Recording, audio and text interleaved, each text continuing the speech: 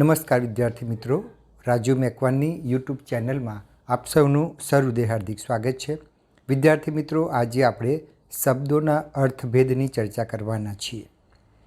તો એમાં આપણે સૌપ્રથમ જોઈએ, સાંભળી ઉપર અનુસ્વાર મૂકીએ છીએ અને ર લખીએ છીએ, એનો અર્થ થાય યાદ કરી.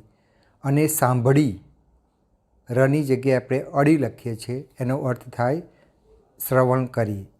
નાર એટલે સ્ત્રી, નાળ એટલે લાંબી પોલી નળી, ભાગ એટલે હિસ્સો, ભાગ્ય એટલે નસીબ. જુઓ એટલે દેખો, જુઓ એ જૂનું બહુવચન છે અને જુવો એ એક જીવડું છે. આગે એટલે આગળ, આઘે એટલે દૂર, વાર એટલે વખત અને વાડ એટલે કેશ.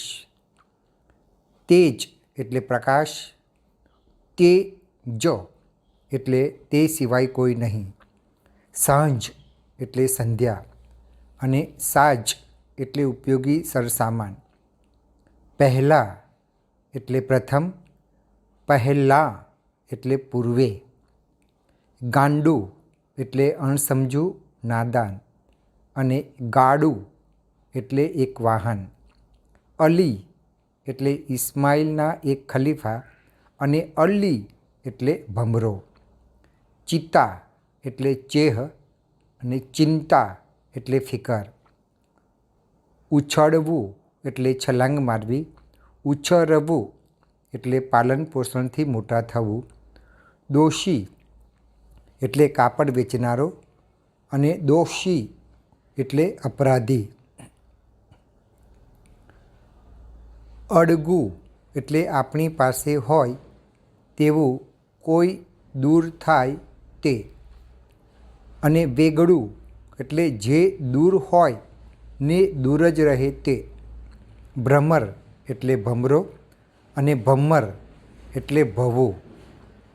પાણી આપણે હસ્વઈ કરીએ તો એનો અર્થ થાય હાથ અને પાણી આપણે દીર્ઘઈ કરીએ તો એનો અર્થ થાય જળ.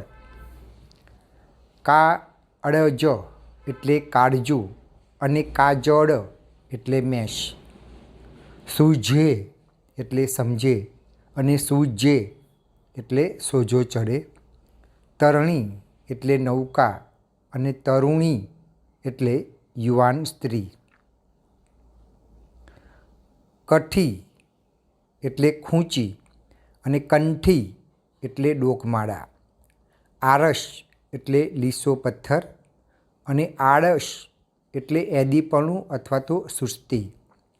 ઓછો એટલે અધૂરો અથવા ઊણો. આછો એટલે ઝાંખો અથવા ઝીણો. કડી એટલે કળિયુગ અને કળી આપણે દીર્ઘઈ મૂકીએ એનો અર્થ થાય કલિકા અથવા અણખીલ્યું ફૂલ. આકરું એટલે કઠણ અથવા મુશ્કેલ અને આકડું એટલે અધીરું ઉતાવળું.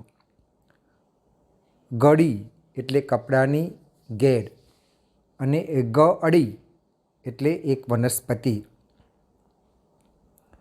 ઉદર એટલે પેટ, ઉંદર એક ઘરાડું પૂંછડીવાળું પ્રાણી. પાર એટલે અંત અથવા છેડો અને પાળ એટલે તળાવ કે સરોવરની આળ. ખરી ચોપગા પ્રાણીઓના આખા નખ અને ખડી એટલે દૂધની બળી. હંસ એક પક્ષી અને હશ એટલે હસવુંનું આજ્ઞાર્થ રૂપ થાય. નાસવું એટલે ભય કે બીકથી ઝડપથી જવું અને દોડવું એટલે કૂદતે પગલે ઝડપથી જવું. ફરવું એટલે ગતિ કરવી અથવા ચાલવું અને ફળવું એટલે ફળ આવવા. અભિનય એટલે વેશ ભજવવો તે અને અભિનવ એટલે તદ્દન નવું અથવા શીખાવવું. મિલ આપણે દીર્ઘઈ લખીએ તો પ્રતિપક્ષ વિરોધી જમાવટ અને મિલ આપણે હસ્વઈ મૂકીએ એનો અર્થ થાય યંત્રથી ચાલતું કારખાનું. આગરો એટલે નાણાં ભીડનો વખત, આગલો એટલે પહેલો અને આગળો એટલે ઉલાળો. પરિણામ એટલે ફળ અને નતીજો અને પરિમાણ એટલે માપ. અહીં આપણે હસ્વઈ કરીએ એનો અર્થ થાય સાપ અને અહીં આપણે દીર્ઘઈ કરી અનુસ્વાર મૂકીએ એનો અર્થ થાય આ સ્થળે. મજૂર એટલે શ્રમજીવી અને મંજૂર એટલે કબૂલ અથવા માન્ય. સૂર આપણે દેવ હસ્વઉ કરીએ તો સૂર એટલે દેવ અને નીચે દીર્ઘઉ કરો સૂર એટલે અવાજ. શેર મીંડાવાળો સ જેને આપણે સરનાઈનો સ મૂકીએ ત્યારે શેર એટલે ભાગ અને સસલાનો સ લખીએ એ શેર એટલે ધારા. સાંજ અનુસ્વાર મૂકીએ એટલે સંધ્યાકાળ અને સાજ એટલે શણગાર.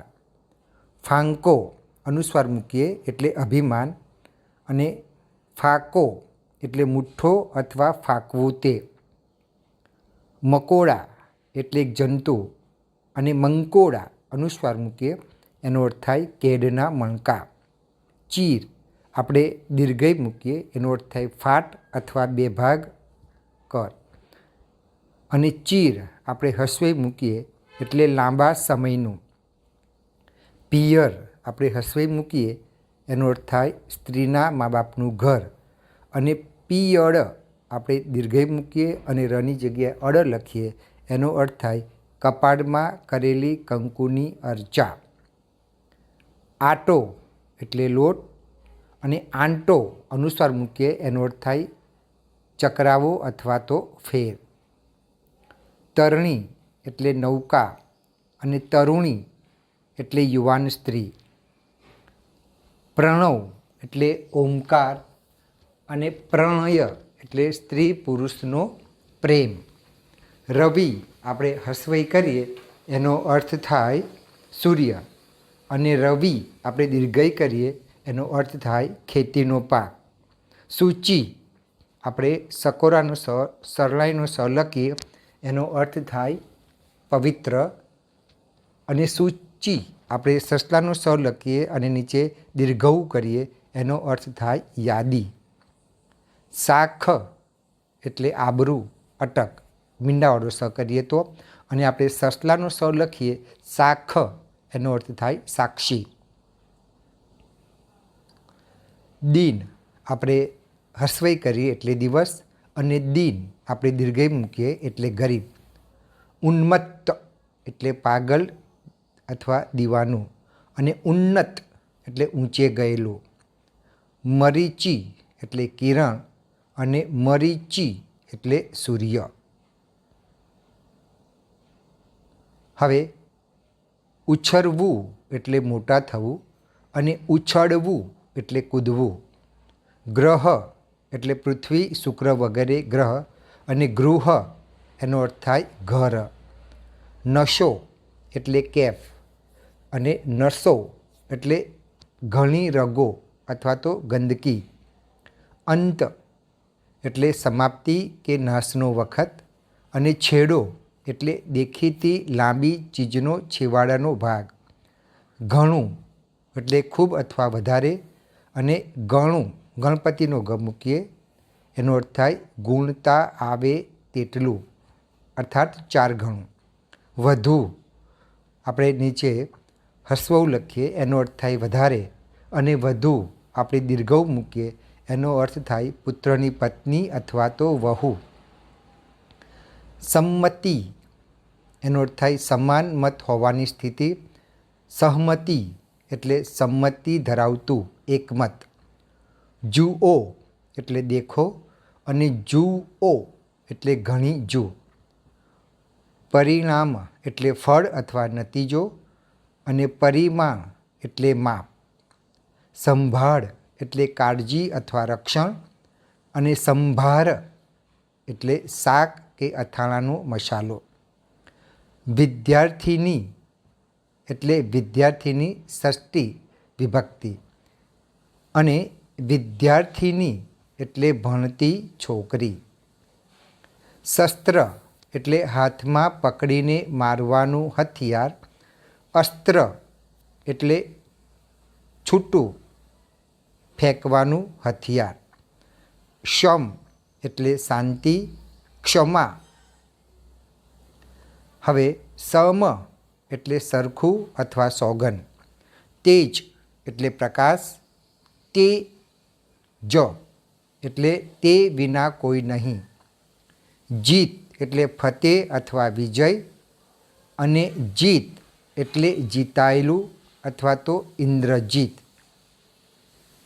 સાપ એટલે બદદુઆ.